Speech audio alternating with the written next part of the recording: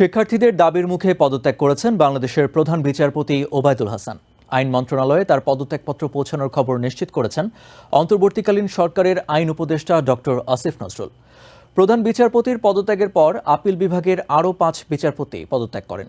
প্রধান বিচারপতি ছাড়া অন্য 5 বিচারপতি হলেন এম এনায়েতুর রহিম, আবু জাফর সিদ্দিকী, জাহাঙ্গীর হোসেন, মোহাম্মদ শাহিনুর ইসলাম এবং কাশিফা হোসেন। এর আগে শনিবার সকাল থেকে হাইকোর্ট প্রাঙ্গণে প্রধান বিচারপতি সহ আপিল বিভাগের 7 বিচারপতির পদত্যাগের দাবিতে বিক্ষোভ শুরু করে ছাত্র জনতা। 3.5 ঘণ্টা টানা বিক্ষোভের পর প্রধান বিচারপতির পদত্যাগের নীতিগত সিদ্ধান্তের কথা জানতে পেরে হাইকোর্ট প্রাঙ্গণ ছেড়ে যান শিক্ষার্থীরা। পদত্যাগ করেছেন বাংলাদেশের প্রধান বিচারপতি ওবায়দুল হাসান। শনিবার দুপুর 2:30টার দিকে আইন মন্ত্রণালয় এই তথ্য জানিয়েছে।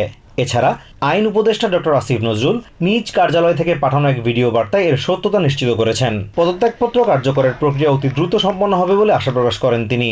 তবে বাকি বিচারপতিদের পদত্যাগপত্রের বিষয়ে তার কাছে কোনো তথ্য নেই বলেও জানান ডক্টর নজরুল। এর আগে শনিবার সকালে প্রধান বিচারপতি ফুল কোর্ট সভা ডেকেছেন। এই খবর ছড়িয়ে পড়লে সকাল 10:30টার দিকে প্রধান বিচারপতি সহ আপিল বিভাগের 7 বিচারপতির পদত্যাগ দাবিতে সুপ্রিম কোর্টের হাইকোর্ট বিভাগের বর্ধিত ভবনের সামনে বিক্ষোভ শুরু করেন আন্দোলনকারীরা। এ সময় জনসাধারণকে সুপ্রিম কোর্ট ঘেরাও করার আহ্বান জানান বৈষম্য বিরোধী ছাত্র আন্দোলনের সমন্বয়ক হাসনাত আব্দুল্লাহ।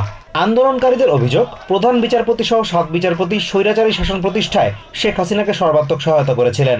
এ সময় আইনজীবীরাও শিক্ষার্থীদের সাথে একাত্মতা ঘোষণা করেন। বেলা 1:30টার দিকে জানা যায় প্রধান বিচারপতি পদত্যাগ করার নীতিগত সিদ্ধান্ত নিয়েছেন।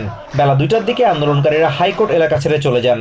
এরপরই আইন উপদেষ্টা প্রধান বিচারপতির পদত্যাগের খবর জানান। একই সাথে আদালতের সব নথি যেন সুরক্ষিত থাকে তা নিশ্চিতে সবাইকে দায়িত্বশীল আচরণের আহ্বান জানান তিনি। Azimur Rashid Kanak, TVN 24 news desk. New York থেকে সম্প্রচারিত TVN 24 টেলিভিশন বিশ্বজুড়ে বাঙালির কণ্ঠস্বর।